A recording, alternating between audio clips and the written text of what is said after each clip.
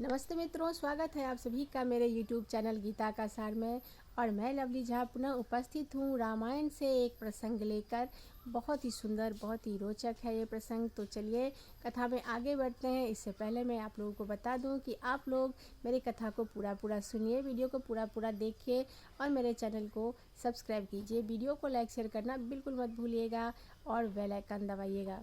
तो चलिए कथा में आगे बढ़ते हैं। तो कथा का प्रसंग ये है कि एक माता ने किस तरह अपने सबसे प्रिय पुत्र के लिए अपने ही पति से वरदान के रूप में अपने पुत्र के लिए वनवास मांगा। तो ये कथा कहाँ तक सच है और किस तरीके से इसका विस्तार हुआ है, तो मैं आपको वही बताने जा रही हूँ। तो कथा जो है सो जैसा कि हम लोग जानते हैं कि कैकेयी माता जो थी वो हम लोगों में ऐसा विचारधारा है कि कैकेयी माता सौतेली माता थी। तो अपने पुत्र के लिए उन्होंने भरत जी के लिए राज्य मांग लिया और अपने राम के लिए उन्होंने वनवास मांगा। उन्हें राज्य का लालच था। इस तरीका का अफवाह जो है सो फाट सारी हर जगत में ये फैला हुआ है। लेकिन जो तथ्य है, जो सत्य है, सत्य तथ्य जो है वो कुछ और ही है। तो चलिए इसी प्रसंग में हम कथा सुनते हैं। ये बहुत ही सुंदर है। तो कथा ऐसा है कि जब रामलला जन्म लिए उससे पहले की ये बात है। देवासुर संग्राम चल रहा था। उसमें महाराज दशरथ की जो सारथी थी उनकी पत्नी कैकेयी थी। तो कैकेयी जो थी युद्ध कौशल से निपुण थी और बहुत ही विलक्षण थी वो महारानी कैकेयी जो थी। तो ऐसा हुआ कि कैकेयी जो थी वो उस समय जब देवासुर संग्राम चल रहा था तो महाराज दशरथ की वो सारथी बनी हुई थी और बहुत ही अपने युद्ध कौशल से उन्होंने बहुत ही मदद की थी महाराज दशरथ की। तो उनके पति महाराज दशरथ प्रसन्न होकर माता कैकेयी से कहते हैं कि है कैकेयी, तुमने मेरी बहुत मदद की है, मैं तुम्हारे युद्ध कौशल से बहुत प्रसन्न हूँ, तुम मुझसे 2 वर मांग सकती हो। तो वो बहुत विलक्षण थी महारानी कैकेयी। तो उन्होंने कहा कि नहीं, मुझे अभी ये वर नहीं चाहिए, जब समय मिलेगा और मौका आएगा तो मैं आपसे ये वरदान मैं ले लूँगी। तो ऐसा कहकर वो बात वहीं पे ख़त्म हो गई। अब ऐसा हुआ कि समय धीरे धीरे व्यतीत हुआ। तब बहुत सारे यज्ञ किए जब उन्होंने राजा दशरथ जी ने, तब उन्हें प्रभु जैसा पुत्र प्राप्त हुआ। प्रभु स्वयं उनके यहाँ उपस्थित हुए। इसके भी बहुत बड़ी कथा है कि राजा दशरथ ने कई जन्मों में कई 12,000 वर्ष तक तपस्या किया था। तब उन्होंने कहा था, राजा दशरथ ने परमानंद स्वामी जी से जब उनका दर्शन हुआ उनका, तब उन्होंने जब चतुर्भुज भगवान ने उन्हें दर्शन दिया तो उन्होंने बोला कि मुझे आपके जैसा ही पुत्र चाहिए। तो उन्होंने कहा कि ठीक है, मैं 3 जन्म में आपका ही पुत्र बनूंगा। तो तथास्तु कहे थे। तो इसी कारण जो थे प्रभु को तो दशरथ जी के घर में आना ही था उनका पुत्र बनकर। तो महाराज दशरथ जो थे सो यज्ञ किए और यज्ञ से के फलस्वरूप उन्होंने 4 रत्न पुत्र के रूप में पाया, राम लक्ष्मण भरत और शत्रुघ्न। जब ये चारों भाई बड़े हुए और विवाह करने योग्य हुए, तब जो है सो सभी जानते हैं कि जनकपुर आए विश्वामित्र जी के साथ और उन्होंने उनकी शादी मैया सीता के चारों बहनों की शादी राम प्रभु के चारों भाइयों के साथ हो गया। जैसे कि सीता के साथ राम प्रभु का शादी हुआ और उर्मिला के साथ लखन का और शत्रुघ्न का श्रुतकीर्ति के साथ और मांडवी का भरत के साथ ऐसा शादी हो गया। शादी होने के बाद जब सीता मैया अपने ससुराल अवधपुर आती है, अयोध्या आती हैं, तब सब यहाँ पे बहुत खुश होते हैं, बहुत ही ये आनंदित होते हैं।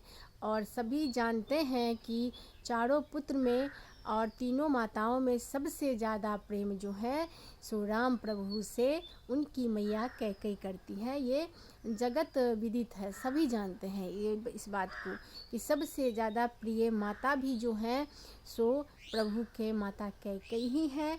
और सबसे ज़्यादा प्रेम जो है सो माता कैकेयी हमारे श्री राम लला से ही करते थे। तो ऐसा हुआ एक बार कि दोनों माता और पुत्र सभी बैठे हुए थे, बहुत खुशी आनंद का माहौल था।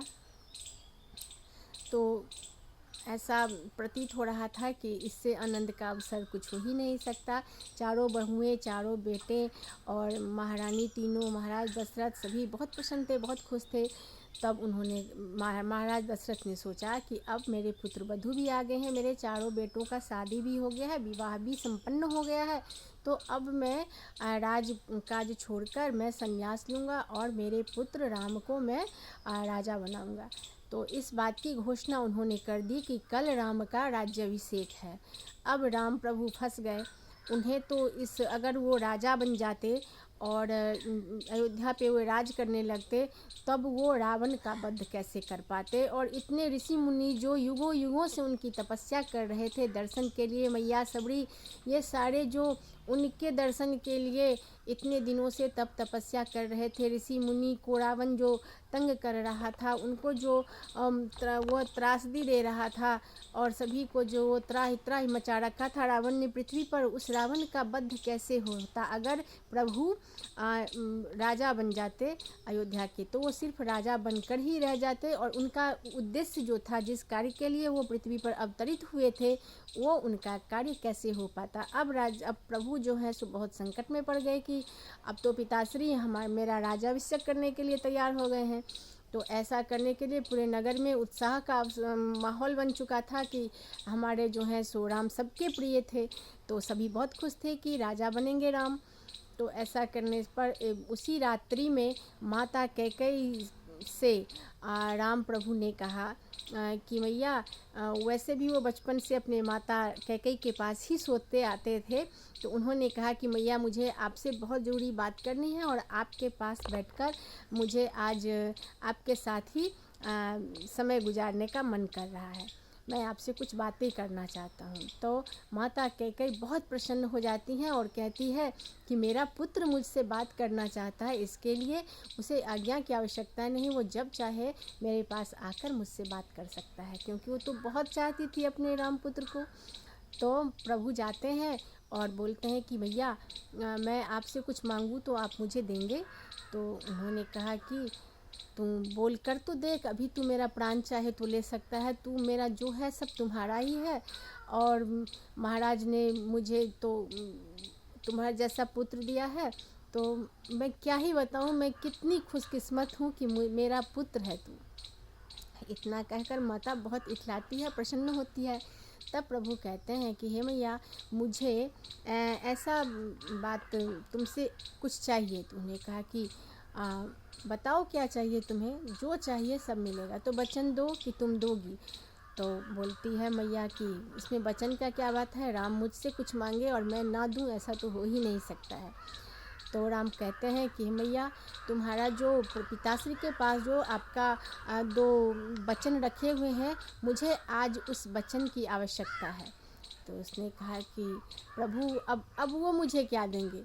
माता कैकेयी बोलती है कि अब महाराज मुझे क्या देंगे, उन्होंने तो मुझे दुनिया की सबसे खुशखबरी दे दी है और सभी वरदान मुझे आज प्राप्त हो गए हैं, क्योंकि मेरा पुत्र राम राजा बनने वाला है। इसी से बहुत आनंदित हो रही थी माता कैकेयी।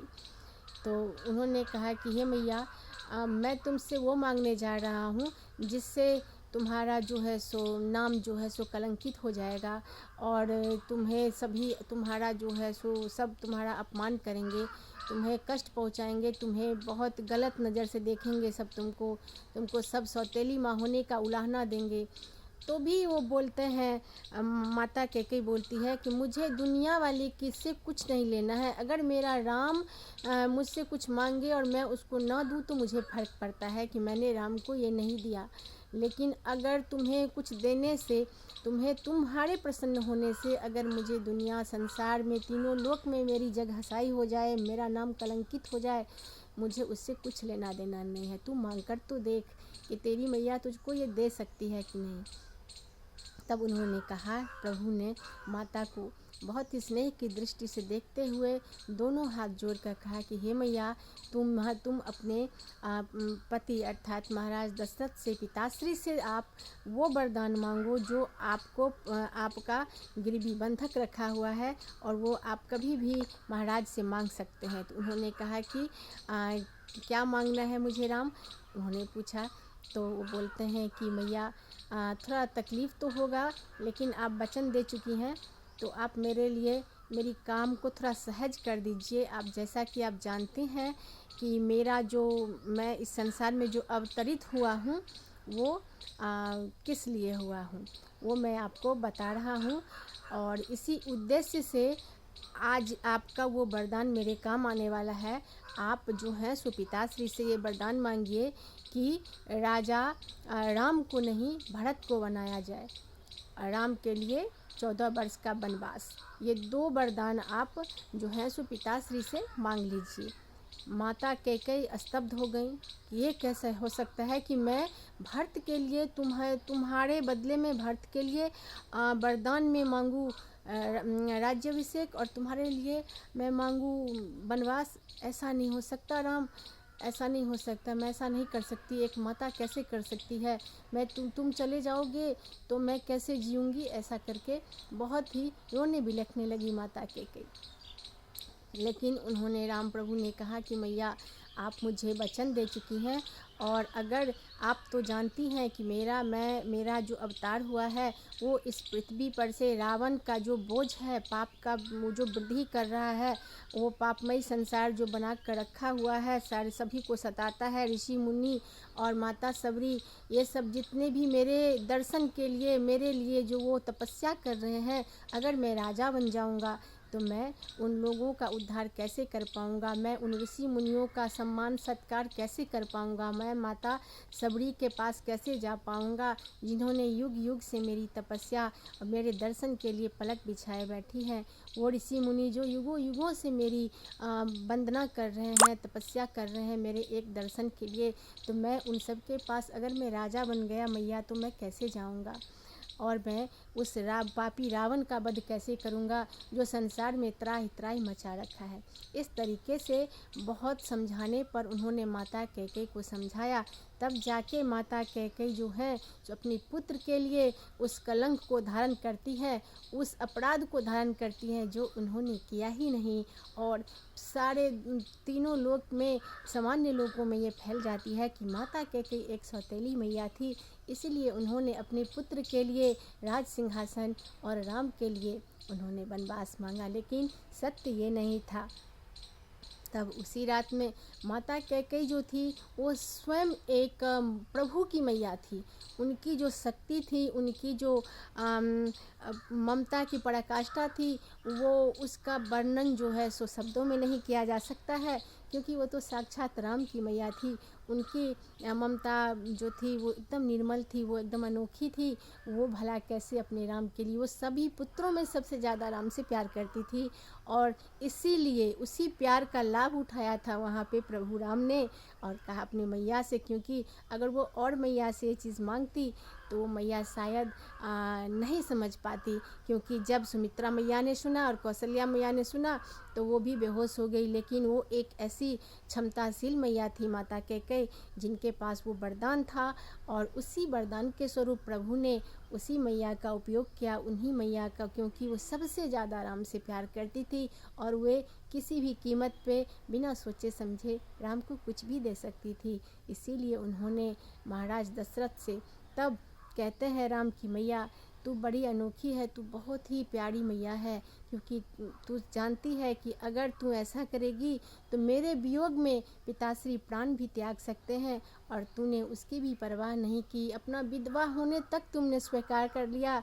आज तुझसे प्यारी मेरी कोई और मैया नहीं हो सकती, और मैं तेरा पुत्र हमेशा तुम्हारा ऋणी रहूँगा इस उपकार के लिए। ऐसा कहते हुए तब माता कैकेयी जो है उसी रात्रि में उन्होंने मंथरा के भड़काने पर नहीं, बल्कि वो ऐसी माता थी जिन्हें मंथरा क्या भड़काएगी, वो तो स्वयं ज्ञानी थी, स्वयं जगदम्बा स्वरूपा थी, क्योंकि वो प्रभु की मैया थी। उन्हें इस अपार शक्ति से वो भरपूर थी, तो उन्हें किसी के बहकावे में आने की ज़रूरत नहीं थी। ऐसे सारी बातें मिथ्या हैं, ये माँ और बेटे के बीच की बात थी, एक पुत्र और माता की प्रेम और स्नेह की बात थी। उन्होंने एक दूसरे का सम्मान करते हुए इतना बड़ा कलंक एक माता ने अपने पुत्र के लिए ले लिया, वो विधवा हो गई उस पुत्र के लिए। ऐसा बलिदान शायद ही कोई माता जो है सो दे सकती है, जैसा बलिदान माता कैकेयी ने दिया था। और इसीलिए कैकेयी मैया प्रभु राम के सबसे प्रिय माता हैं और वे राम प्रभु जो हैं कैकेयी के सबसे प्रिय पुत्र हैं। ऐसा हुआ था, तभी उसी रात्रि में माता कैकेयी ने राम के लिए वनवास और अपने पुत्र भरत के लिए राज सिंहासन मांग लिया था। और इसी वियोग में जब राम प्रभु, सीता मैया और लक्ष्मण लला जो है सो वनवास को गए, और भरत जी यहाँ पर थे ही नहीं, शत्रुघ्न छोटे थे, उनका बात तो कोई सुना ही नहीं, तो वो विरोध भी नहीं कर पाए। और इसी तरीके से जो है सो हमारे प्रभु वनवास गए और वहाँ पर रावण का उद्धार किया, ऋषि मुनियों का उद्धार किया और माता सबरी से भेंट की और उनके जूठे बैर खाए। और इस प्रकार प्रभु ने पृथ्वी पर अपनी लीला को आगे की ओर बढ़ाया और उसके बाद पुनः यहाँ पर आकर राजा बने। और उसके बाद माता कैकेयी को सम्मानपूर्वक माता कैकेयी फिर भी उनसे माफ़ी मांगती है। जब प्रभु वनवास काट कर यहाँ आए तब भी सबसे ज़्यादा सम्मान सबसे पहले वो जाते हैं अपने मैया कैकेयी से ही मिलते हैं और उन्हीं को अपना कहते हैं कि हे मैया, आज तू ना होती तो मैं इतना बड़ा लीला न कर पाता, इतना बड़ा मुझे सम्मान प्राप्त न होता। उसी प्रकार इसी तरह से ये कथा पर जो है सो ये सत्य है जो मैंने अभी कहा इस कथे में, वो कथा जो है सो इस तरीके से पूरे सत्य को निर्धारित करता है। ये बात बिल्कुल गलत है कि मैया कैकेयी जो थी, जो धन की लोभी थी, अपने पुत्र के लिए राज मांग लिया और हमारे प्रभु राम के लिए उन्होंने वनवास मांग लिया। ये सब मिथ्या है, मनगढ़ंत कहानियाँ हैं। तो कहानी यही सत्य था कि दोनों माँ बेटे ने मिलकर, जिसे आजकल प्लान कहा जाता है, वही उन्होंने इस तरीके के जो थे सो लीला को निर्धारित करके प्रभु आए थे और उसी लीला को इस तरीके से पूरा किए। वरना कोई एक मंथरा जो है सो एक माँ को कोई अगर आज कह दे आकर हम माताओं को, जो तुम मेरे लिए अपने पुत्र को ऐसा कर दो, तो क्या हम करेंगे? जब हम साधारण महिलाएं ये सब काम नहीं कर सकते तो आप ही बताइए कि एक महारानी कैकेयी जिसका पुत्र स्वयं पालनहार है, क्या वो ऐसी कदम उठा सकती है? तो नहीं, ये सब प्रभु की लीला है। और इसी तरीके से जो है सो हम लोग प्रभु की वंदन पूजन करते हैं और प्रभु इसी तरह के लीला करते रहते हैं और हम लोग इसी लीला में यूं ही रमे रहते हैं और इसी तरीके से हम लोग जो है सो कथा सुनते हैं और तभी सत्य जान पाते हैं। तो आज के लिए बस इतना ही, फिर मैं हाजिर होती हूँ कोई अच्छी सी दूसरी कथा लेकर, श्रीमद् भगवत पुराण से या रामायण से। तो चलिए आज मैं विदा लेती हूँ। नमस्ते।